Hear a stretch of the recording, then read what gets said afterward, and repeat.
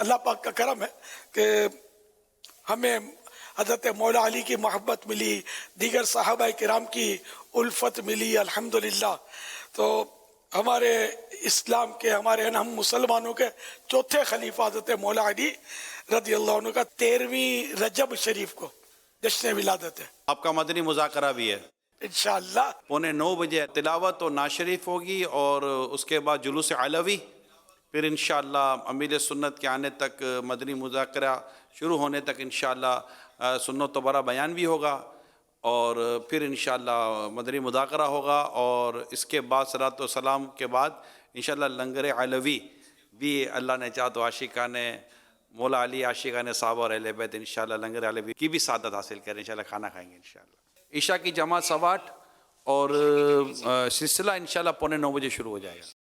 دھوم دھام سے آئیے گا جشن ولادت مولا علی منانے کے لیے انشاءاللہ. انشاءاللہ.